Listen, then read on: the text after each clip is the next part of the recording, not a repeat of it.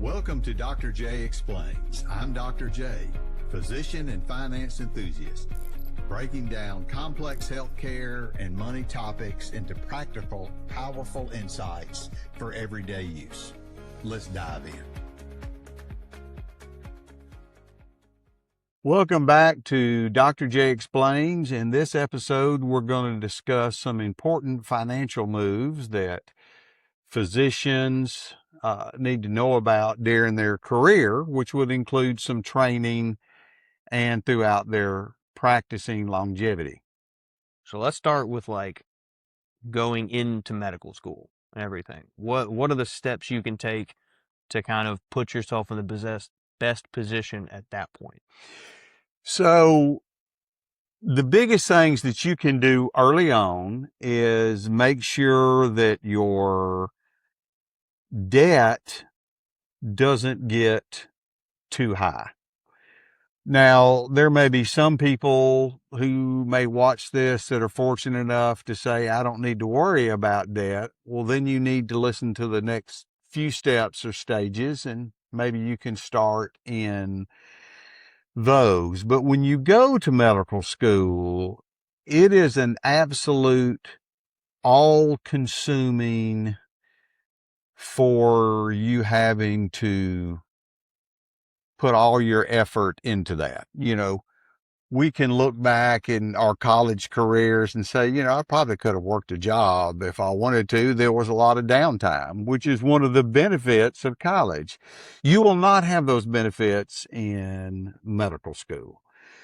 You're going to be busy all day long, you know, even the first couple of years. You know, you would say, well, I've only got class from 8 to 5 every day. Imagine that college schedule, 8 to 5 every day. But then you've got to come home and study or review what you have to do the next day. And it's 8 to 5 all day long. It's not 8 to 5 Monday, Wednesday, and Friday. It's all day long, Monday through Friday. And at least when I was in medical school, we even had tests on Saturday. So I don't think we ever had to meet on Sunday, but when we're doing classes. But other than that, we could meet any day of the week. So how was it having to hand chisel your answers onto stone tablets?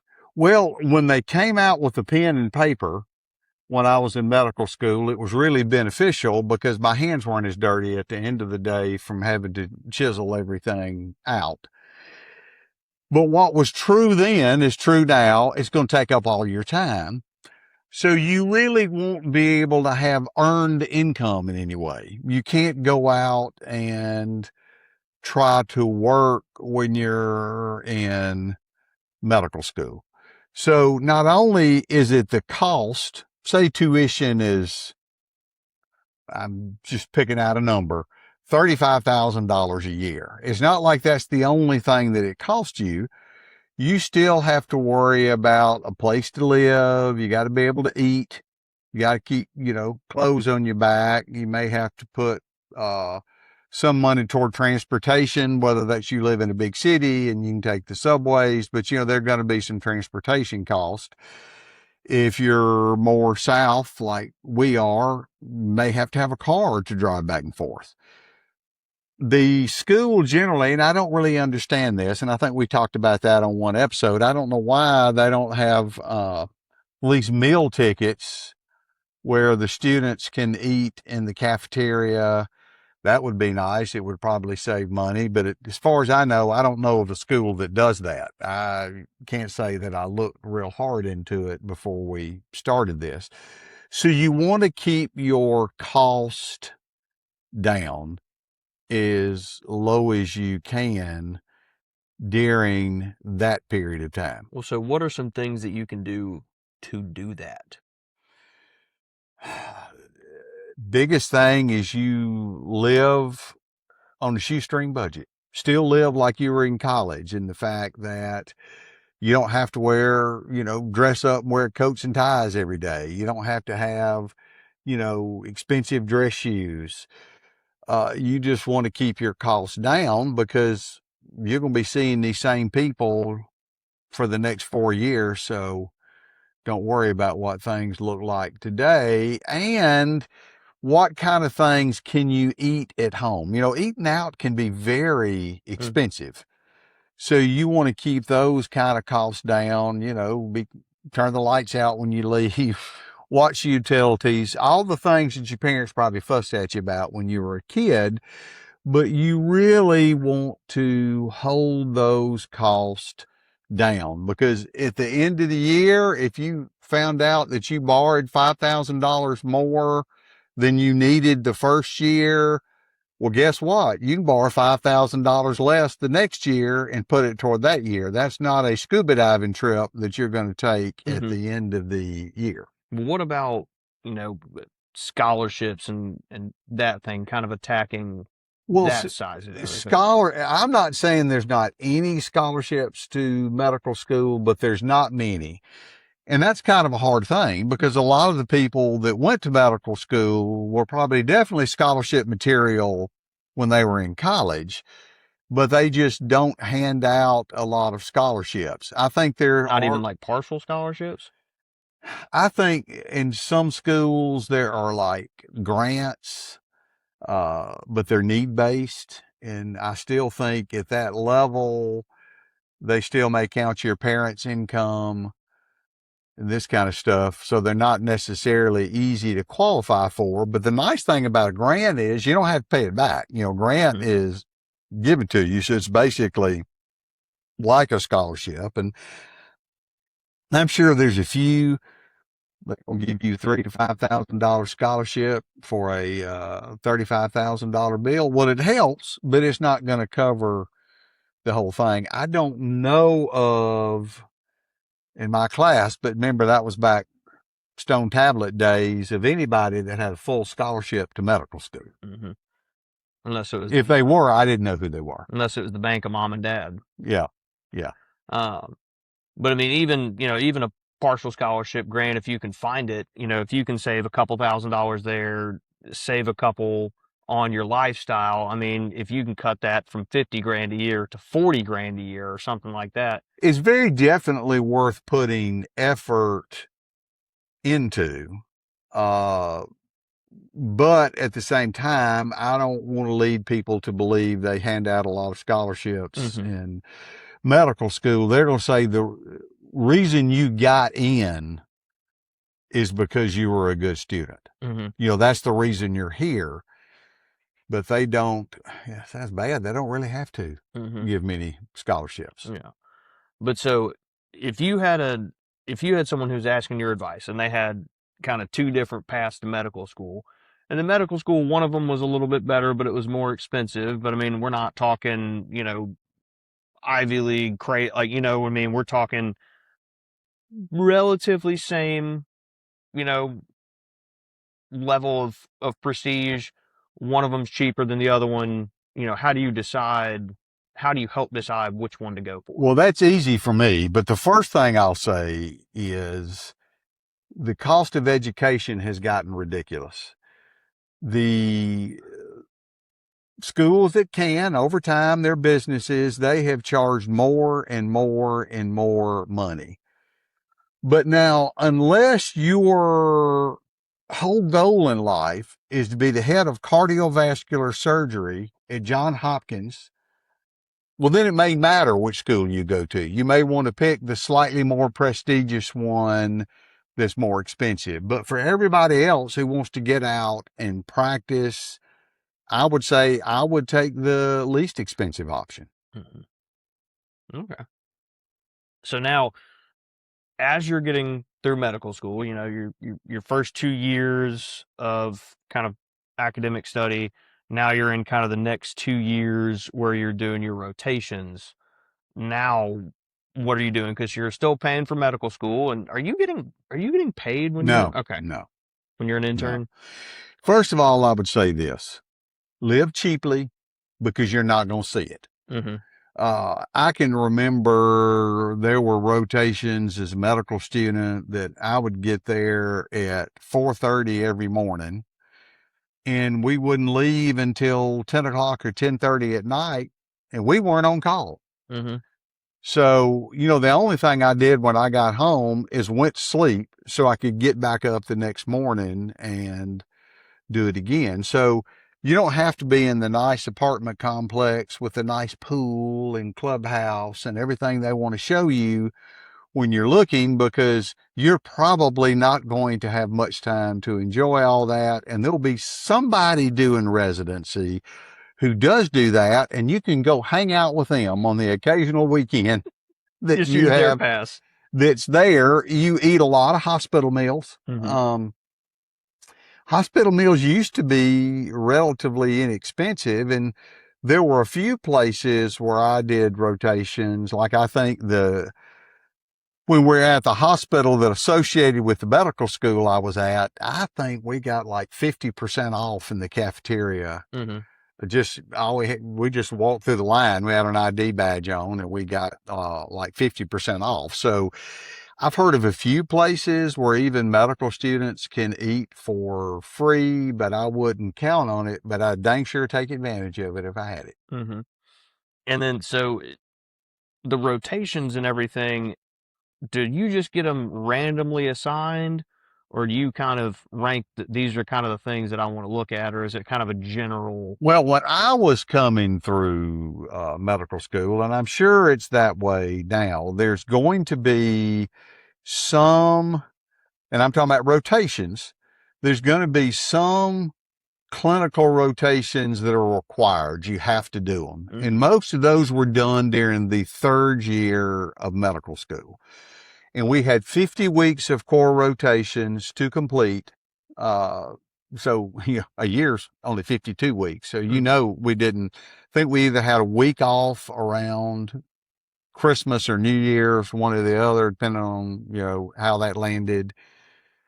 There might have been a little bit of a break during the summer between two of the 10-week blocks, but you had to do those. Then when you were a senior, there still may be a few that are strongly encouraged, like they may say you have to do an elective rotation in a surgical subspecialty. And those were 5 weeks. Mm-hmm.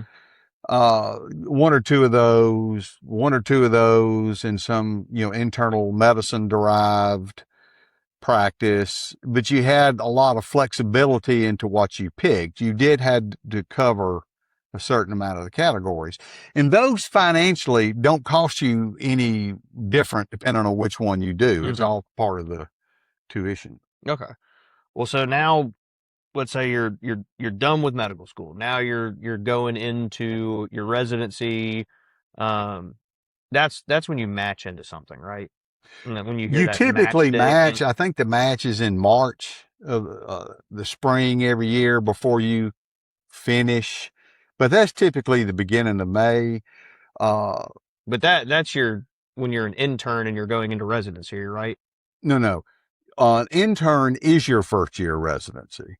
So when you match, you're matching to where you go do your residency.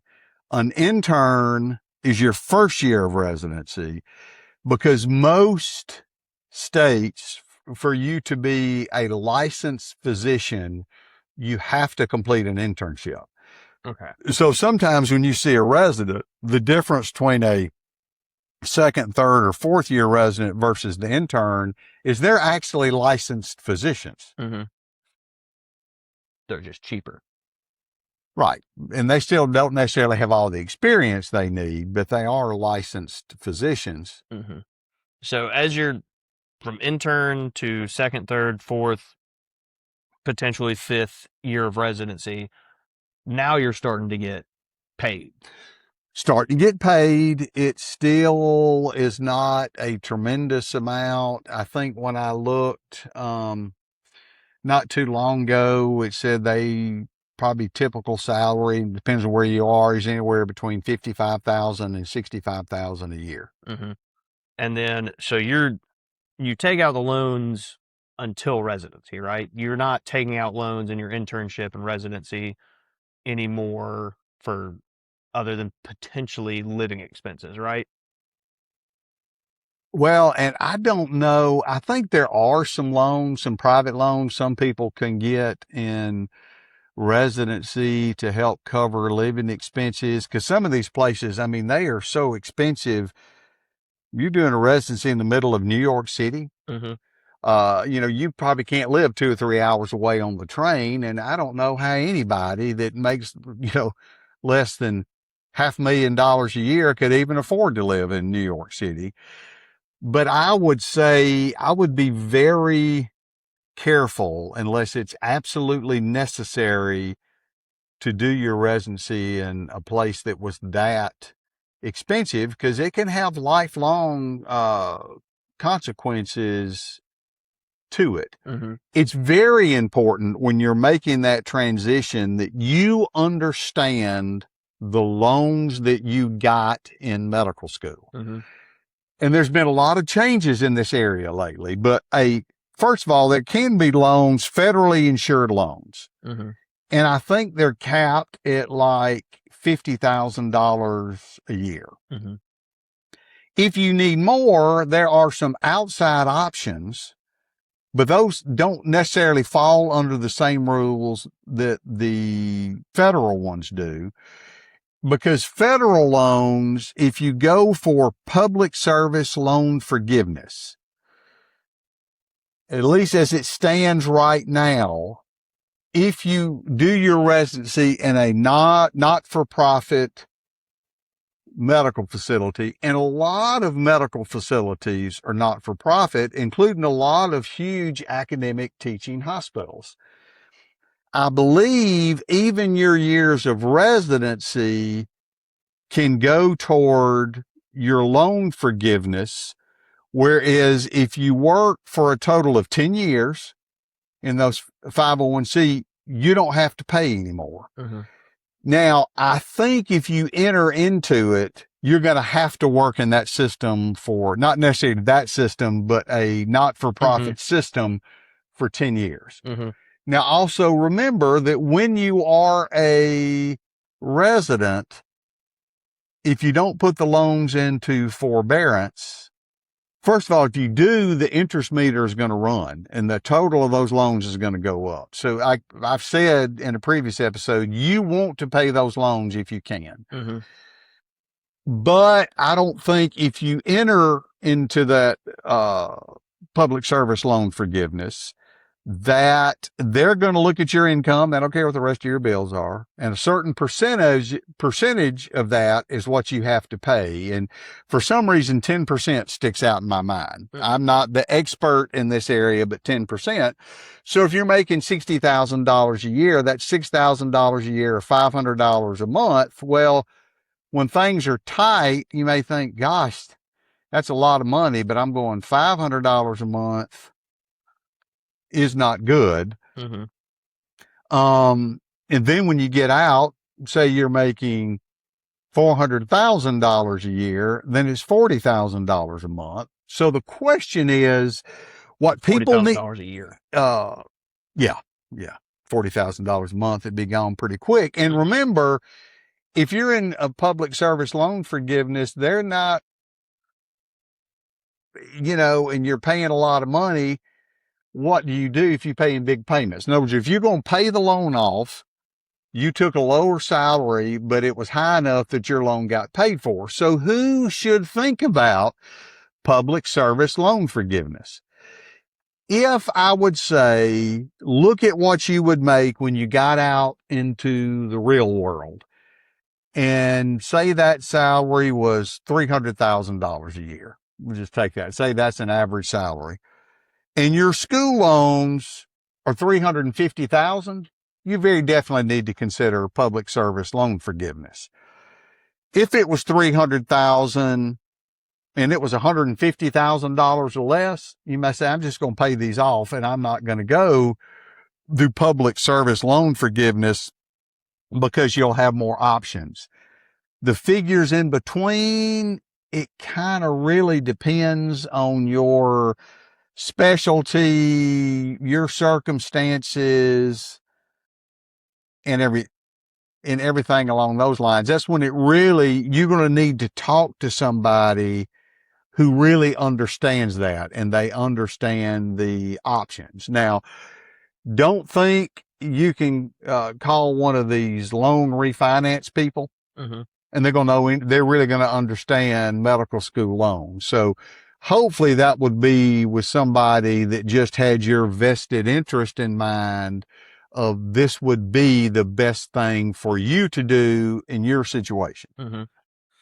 So, we kind of talked about on the previous episode when you pay off that debt or everything. So kind of what are kind of getting from end of residency, you're starting to becoming an attending all the way through you're an attending, you're knocking out this debt. What does that look like? Okay. Well, first of all, before you leave your residency, another thing that's important about residency, financial, this isn't paying off debt.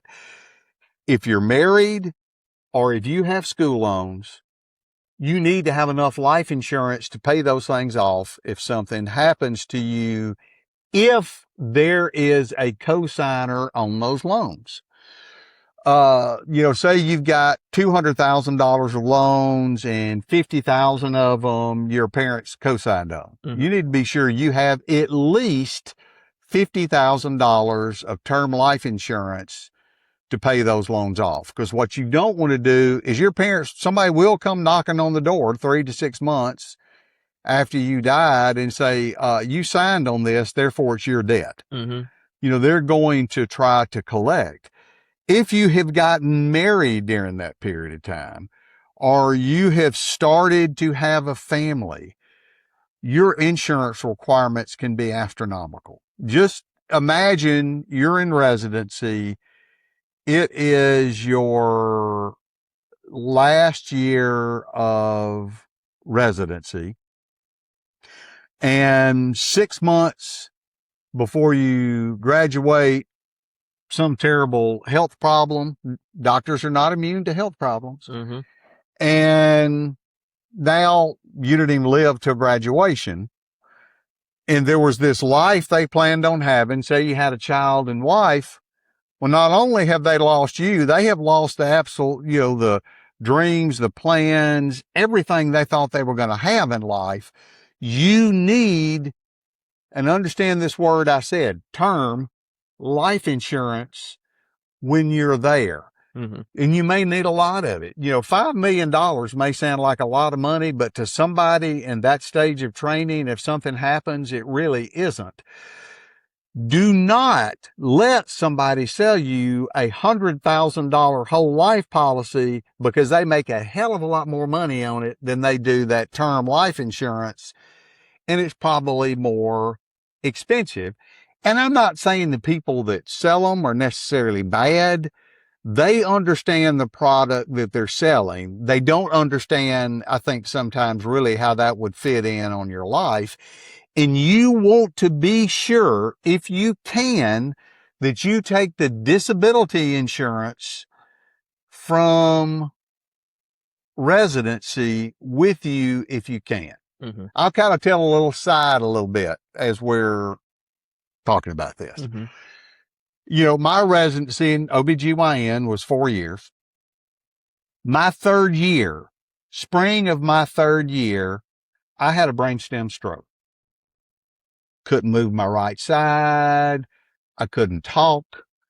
I didn't know if I would ever be able to get back to doing my chosen career. Thank goodness I recovered and I was able to. And I think being 29 years old is part of what helped me. Well, I kept my disability policy that I had when I was a resident. And then also there was another insurance company that were offering all residents a second policy. So I already had more money a month in benefits by the time I finished residency than, with that and the disability insurance that I had when I started my first job, I had more in disability insurance that was tax free than I was going to make pre-tax in this job.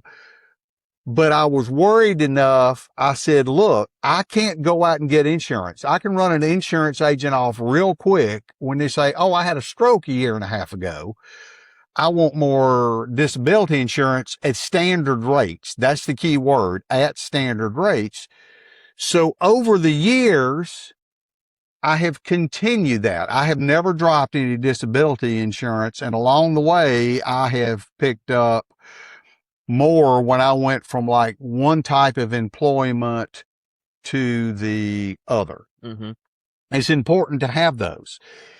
I already had a lot of life insurance, and my life insurance, unfortunately, was whole life.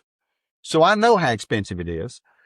I don't regret that I have it because I couldn't have gotten anything else at a decent price, but I have lived the insurance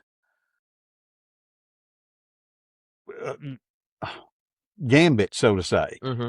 I've been there. It has affected me personally. Now, I continued to work until my mid 60s. I had some other health problems that made me step away quicker than I wanted to. By the way, do you know when you've had a stroke when you're 29 years old, that when you get other health problems, your brain doesn't compensate as well, and some of those symptoms can come back. I have experienced that. So as a surgeon, I don't have great control over my right hand anymore, and I am right-handed. Some people may say I didn't have great control before, but that's a totally different subject area. But you want to be able to have those things, because once you start working, you can't stack individual insurance on top of group benefits, but you can stack group benefits on top of individual insurance. So those plans that I took with me were individual insurance. They can't make me get rid of them, and they can't deny me, even though they tried, they can't deny me the group benefit to stack on top of that. And then I was in a practice that I started, but I was employed by a big hospital system. We then decided to take our practice private. So I also took some more disability insurance that I had there. Mm-hmm. But so that's very important, that transition, because once you leave, once residency ends, that is no longer available to you. Say you finish residency June 30th, Mm-hmm. and you're going to start your first real job September 1st. You want to take a couple of months off. You got to move. You have no income coming in. You didn't take disability insurance. You don't have life insurance. Guess what? Probably the most financially vulnerable period of time you have is the one you're in right now. Mm-hmm. That can be a very tricky time. So you need to be sure you bring those things over from residency. And like I said, if you're single, you just need enough life insurance to cover any loans that somebody else may have to pay back. But if you're married and you have a family, that's a different discussion. Mm-hmm. Well, because didn't y'all find out y'all were pregnant with your first kid when you were laying in a hospital bed after you had a stroke? Actually, yes. I was in the neurosurgical intensive care unit at our local academic hospital. And while I was there, and if you haven't known my wife, she doesn't ever take anything. She was drinking Diet Coke and popping Valium because I was in the neurosurgical intensive care unit, and voila, her pregnancy test was positive. Still blame that child to this day. I said, I think in the back of my mind, I knew you were coming. And it caused it. So yes, things can change. But see, from that point on, I had what I had. Mm-hmm. I couldn't, I took advantage of the things that I could get, but I already had some of those steps in place, during that time. Mm. Yeah. So then you go into practice. Mm-hmm. You go into practice. Oh, let me come back one more thing in residency. You really need to be educated in how medicine works and how the heck you're going to generate money in your chosen field. And I give them all F's in teaching that to residents and physicians. It is very important. And you need to continue learning through your first few years. Let's say your first 3 years of real work when you're out there. You need to really understand how the business of medicine works. And I hear all the time, I don't like it. Well, I understand, but you don't set the rules of the game. I bet there's a lot of people playing sports who don't like the referees. Referees may not like some of the rules they have to enforce either, but they have to enforce them. And you need to be sure that you have all the benefits covered, all the basic benefits, and you need to understand what those are. I know for a long time when we would recruit new people, I think I said that when I started, it was me. By the time I left, there were 9 physicians, a couple of them that had come and gone. But nowhere during this recruiting process did I ever have anybody ask me what our retirement plan was like, what the benefits were like. They may ask how much vacation time do they get and how often do they have to take call, and they want to know what their starting salary is. I would try to tell them, I would try to volunteer. And everybody told me I was a nerd. My other partners, when I got more, said nobody cares about that. Well, they should care about that. And if they'd been in practice for at least 10 years, said, we understand it's very important, but they don't care. Mm-hmm. So I would go, okay, just let me know when I'm supposed to open my mouth. If they answer questions ask questions that I can answer, I'll be happy to say something. Mm-hmm. So kind of get a little nerdy about that for a second. How, with you understanding how important it was, how would you kind of explain to someone the questions to ask, the things to look for in those things once they start practicing? If they were going into them right now, I would say you need to understand what the contract says. Most places are not going to change their contract very much, but you need to understand what it says. You don't want to go into a group of 6 people and think you're going to take call every 6th night, but bearing your contract, it says you're going to take call every other night. You need to understand what's in it, because if you have ever read a legal contract, I don't know how anybody understands what's in them, because heck, I was on the receiving end or the giving end of giving contracts for people to sign, and I just had to trust what the lawyer said was in there because there's so many, the way things are worded, just, oh my gosh. Mm-hmm. It's like, Lord, it's kind of like reading the directions to the VCR. Well, nobody knows what a VCR is. I watch a DVD, but y'all don't know what those are anymore either. But used to, I thought, what kind of sick, twisted person writes these things anyway? But you need to know what's in there. You want to know what the benefits are. What kind of life insurance do they provide? Because I can tell you this, if you need $5 million, you ain't getting it through the place that you're going.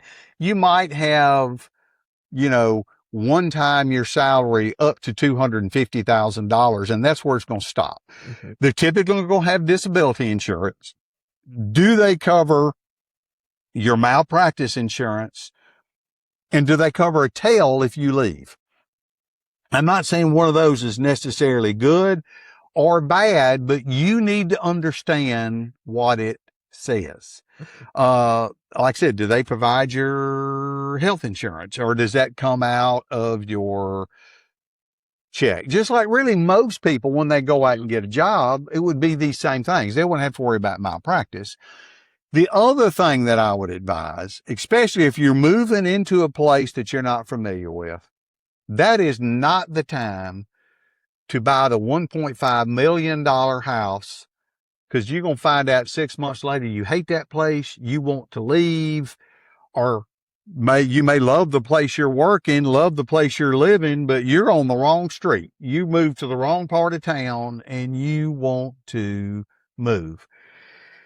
I'd also say don't buy a house unless you think you're going to live there for at least 5 years. Like, so as a resident, should a resident buy a house?